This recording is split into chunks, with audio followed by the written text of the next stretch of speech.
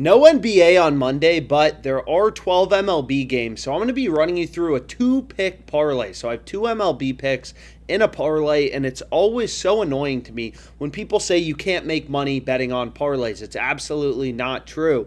In 2023, I'm already up 31K betting on parlays. This is just a verified bet tracker I use. You sync your sportsbook accounts, tells you your profit and loss by sportsbook, sport, things like that. It's called Pickett Sports, and you can actually just follow all my bets publicly on Pickett if you want to follow me there. You can see all my bets. It's just a bet tracker I use, and 694 bets for an ROI of 17.62%.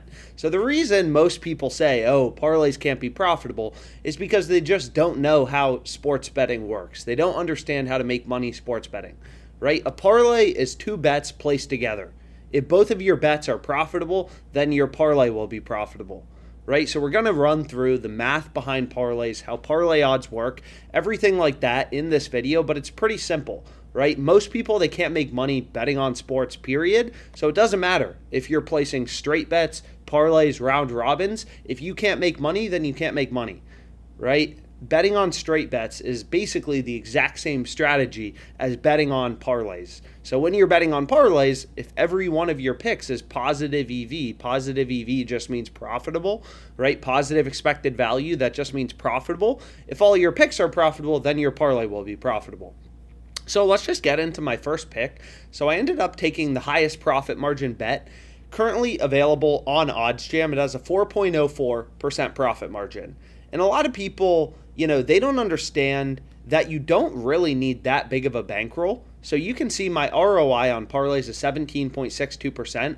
I'm up $30,000. So, I bet over like $160,000 on parlays this year. But what you have to remember is, like, in sports betting, your returns are daily. So I'm not actually betting that much on a daily basis, right? It's just sports betting. If you actually have an edge in sports betting, then your returns compound very quickly, right? Like, this is a game that's going to be over in 24 hours, and it has a 4% profit margin. This bet, under 10 runs in Reds-Rockies at plus 170 odds, it has a 4% profit margin, right? If you could earn a 4% profit margin on all your bets over the course of a month, there's 30 days in a month, you would have an 120% ROI over the course of that month betting on parlays, right? 4% a day, 30 days in a month, you're going to have an 120% return on capital. So what's really powerful, about sports betting is everyone knows it's pretty common investing advice.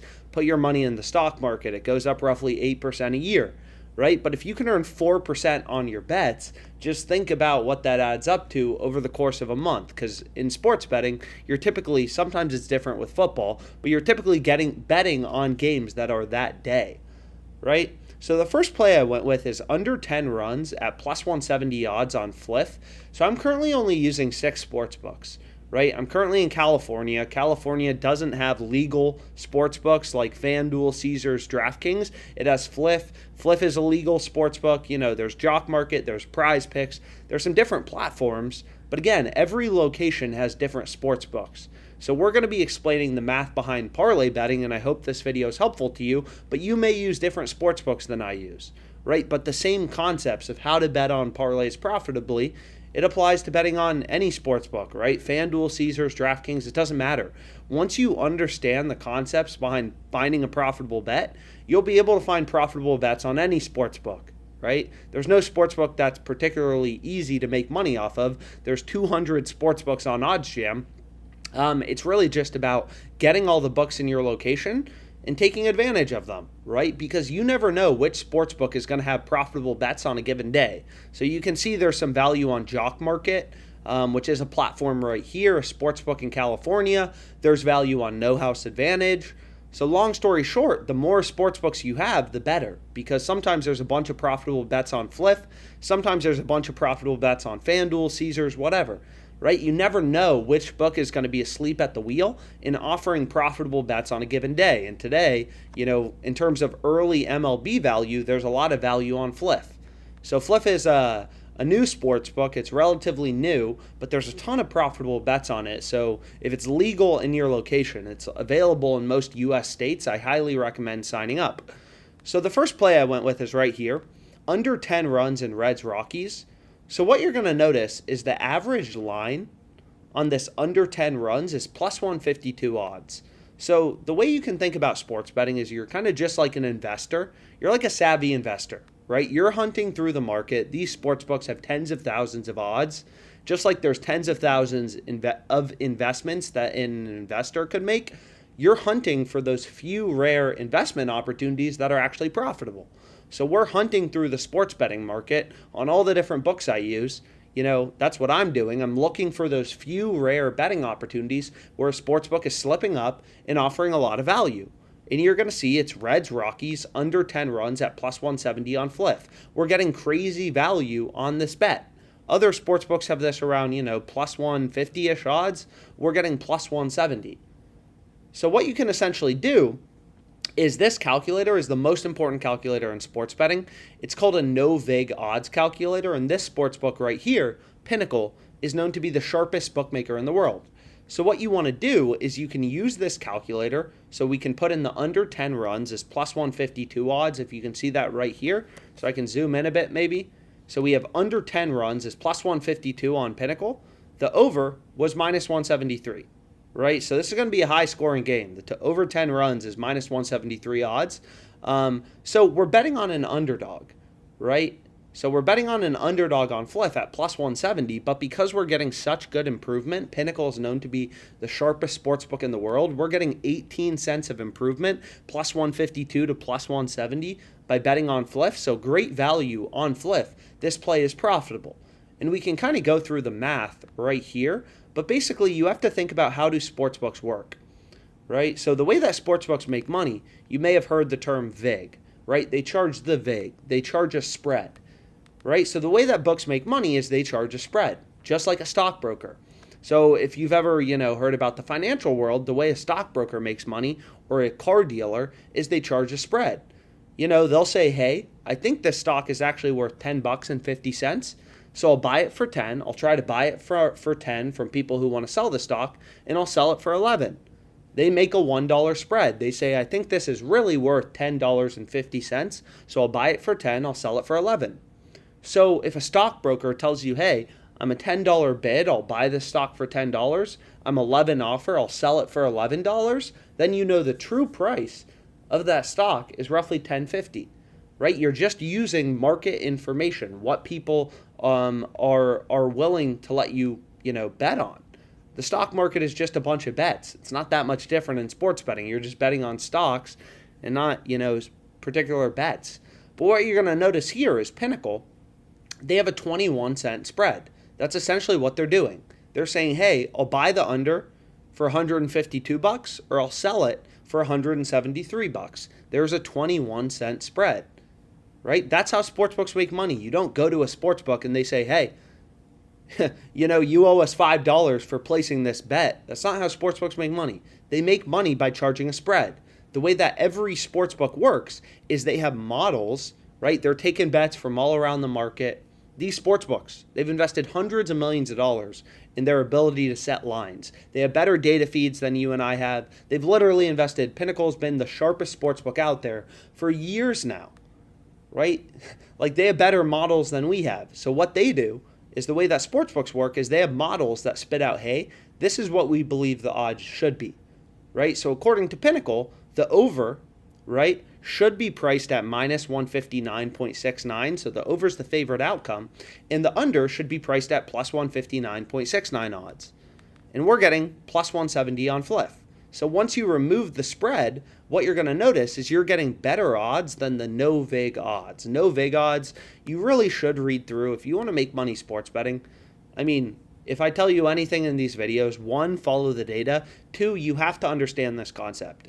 If you don't understand how sportsbooks work, how they try to beat sports bettors, you're never going to make money sports betting. You need to understand a no-vig calculator, how it works, how sportsbooks try to make money, because every sportsbook works in the exact same way. Right? They have models that tell them, hey, we believe the true price for this bet is plus 159.69. Right? The true price for the under 10 runs is plus 159.69 odds. Right? According to Pinnacle. But then they give you worse odds. Right? They let you bet at worse odds, plus 152.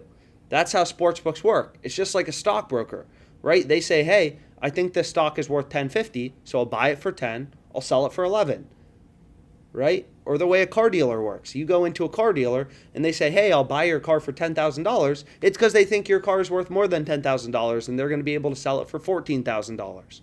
So the way that sportsbooks make money is they have models that say, hey, we think this bet under 10 runs is 38.51% to hit, which just means plus 159.69 odds, right? Odds have a no vig win percentage, right? Every odd is just a probability. Probability is the same as odds. Plus 200 means 2-to-1 underdog, right? Means 1/3 to win. Plus 200, 2-to-1 underdog, 1/3 to win, 33.3%. Plus 300 means 3-to-1 underdog, 25% to win. So every odd has an associated win probability. And you need to understand this. Like, if you don't understand these things, just take my advice. You're not going to beat the sportsbook. Stop betting on sports. You're not going to make money if you don't understand that odds correlate to win probabilities. Minus 400 means 4-to-1 betting favorite, 4/5 to win, 80% to win. So every odd has an associated probability. So plus 159.69 just means 38.51%, which you can see right here, right? So 38.51% to win. So basically the way that sportsbooks work, right, the way that Pinnacle works, and again, Pinnacle is known to be the sharpest sportsbook out there, is they have models, and the model is saying, hey, we believe the true price for the under is plus 159.69. The true price for the over is minus 159.69, right? So they believe their model is saying that the under is 38.51% to win, right? Which correlates to plus 159.69. And then they let sports bettors bet at worse odds, right? That's exactly what sportsbooks do, is they have models that say, hey, we believe this is what the odds should be, so they let bettors bet at worse prices, right? They're saying, hey, we think the under is truly priced, the fair price, the true odds of the under 10 runs is plus 159.69, so we're letting sports bettors bet this at plus 152, worse odds. That's how sportsbooks make money. They give you odds that they think are crappy, right? You can see Fliff, they have a 65-cent spread baked in. DraftKings has a 30-cent spread baked in. All these sportsbooks make money by giving you what they believe are crappy odds, right? So according to Pinnacle, the true price for the under 10 runs should be plus 159.69. We're getting plus 170 on Fliff. So we're always getting better odds than the no-vig odds. In this no-vig odds column, it doesn't just consider Pinnacle. Pinnacle is the sharpest sportsbook in the world, but it's just one data point, right? All of these sportsbooks posting odds are data points. So you can see, according to DraftKings, they have their market plus 135, minus 165. So DraftKings is a lot more aggressive on the under, right? Compared to Pinnacle, they're saying, hey, we think the under should really be priced at plus 146.32. We're getting plus 170 on Fliff, right? So according to DraftKings and the odds they're putting out, we're getting this under on Fliff at, insane odds, plus 170, when DraftKings believes the true price is plus 146.32. So we're always getting better odds. When you're placing bets, you're always betting at nothing's a lock. I hate that word in sports betting. You're going to see I go on winning streaks, I go on losing streaks, but it's all about long-term profit margin. I don't know the future, right? I'm just finding plays with a mathematical edge, value in the odds, right? Every sportsbook is a data point on where the line should be set, so I'm finding an edge, right? This doesn't mean the bet's guaranteed to win. This is just a play, a line discrepancy that according to Pinnacle Sportsbook was 38.51% to win, right? And we're getting better value than what the fair price should be. So the way you can kind of think about this, because every sportsbook putting out a market, they're all data points on where the line should be set. Caesars, DraftKings, Pinnacle, they're all data points on where should the odds be for this bet. So you can think about it, the way you can kind of think about this is imagine, you go to different stockbrokers and they all say roughly the same thing. Hey, we think this, we'll buy this stock for 10, we'll sell it for 11. That's the market they're putting out, just like sportsbooks put out markets. Every stockbroker says, hey, I'll buy this stock for 10, I'll sell it for 11.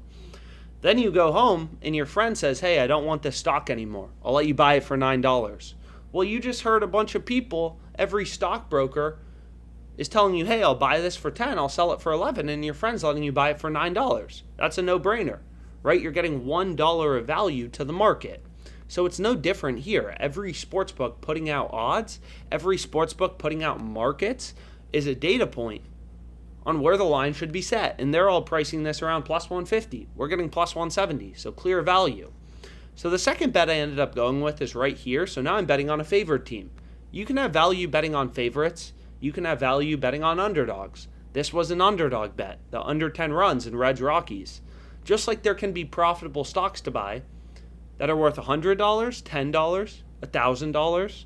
It doesn't matter, right? It doesn't matter at all. You can find value when betting on favorite outcomes, like Brewers plus 1.5, or underdog outcomes, less than 50% outcomes, like under 10 runs, where the under is the underdog. So what you're going to notice is here for the Brewers plus 1.5, I mean, once again, we're getting crazy value. No other sportsbook is giving us this better than minus 233. The average price on Brewers plus 1.5 is minus 234. We're getting minus 200 on Fliff. They haven't even budged their odds at all. And you're going to see if we click on Pinnacle, they've been ripping lines in favor of the Brewers. They've moved the line on the Brewers plus 1.5 run line from minus 215 all the way down to minus 233. So lines are ripping towards the Brewers, right? Like you can see, Pinnacle is literally ripping odds towards the Brewers. The run line, the plus 1.5 run line, has gone from minus 215 to minus 233. So lines are moving towards the Brewers, and Fliff, they haven't budged odds at all. Still at minus 200. They're asleep at the wheel. So all the sports books, right, have the Brewers run line, the Brewers plus 1.5 run line, much more favored. Much more favored. And we're getting it at minus 200 on Fliff. So what we can do is, once again, go to this no vig calculator and figure out what's the true price on the Brewers run line. So you put in Pinnacle's market. They have a 28 cent spread in their market, and you remove that spread, right? So you remove the spread, and what you're going to see is, hey, the true price on the Brewers run line is minus 210. Again, minus 211.46 according to Pinnacle, according to the entire market. So this line right here, right, in the OddsJam no vig odds column, this weights every sportsbook, not just Pinnacle. It looks at every sportsbook because every sportsbook is a data point on where the line should be set. All these books have different models. They're taking bets from different customers, moving around lines due to supply and demand. Every book's different. Every book is a data point on where the line should be set. So you're going to see right here, Brewers run line at minus 200, clear value, the bet in bold and in green. You don't care about the math. You just want to place the bet in bold and in green on OddsJam. But according to Pinnacle, this play is 67.89% to hit. So now I have two picks in a parlay, which you can see right here. I locked in this parlay. This parlay's at plus 305 odds. So I'm staking 250 to win 763 in profit, or $1,013 roughly. The only reason this is a little different is due to rounding. So I'm staking 250 to win over $1,000, right? So I'm betting $250 at plus 305 odds. So I'm betting 250 to win 763 in profit, right? And then we have the win probability for both of our bets. So the probability that our parlay wins is the probability both of these bets win. You just multiply these numbers together. It's 26%. We know, according to the sharpest sportsbook in the world, Pinnacle, the Brewers run line is 67.89% to win, right? Minus 231, plus 203, according to the sharpest sportsbook in the world. The Brewers plus 1.5 run line is 67.89% to win, right? And then we also know the win probability for under 10 in Reds-Rockies, 38.51%. Again, just using odds from Pinnacle, the sharpest sportsbook out there. So, long story short, what we can do is we can multiply these numbers together, and that's the win probability for our parlay, right? 26% of the time, we're winning our parlay at plus 305 odds, and we're staking 250 to win 763. So we can back out the profit margin of our parlay, right? Pretty simple. This parlay is profitable, and I'll include the spreadsheet in the description. You can go through the numbers yourself, but 26% of the time, we're winning 763. The other 74% of the time, we're losing our stake of $250. This parlay is profitable. It's a parlay with $15 in edge. Profit margin in dollars is $15, and the profit margin on a percentage basis is 5.88%. So you just have to think about it. Imagine there was a weighted coin, right, where 26% of the time it's going to show up on heads and you're going to win 763. The other 74% of the time it's going to show up on tails and you lose 250. How do you figure out if you want to make that, coin flip or not? Well, all you do is okay, 26% of the time. So didn't mean to do that, but 26% of the time I'm winning $763 in profit. The other, so 1 minus 74, right? 74%, 1 minus 26%. So the other 74% of the time, 1 minus 26%, 74%, I'm losing my stake of $250.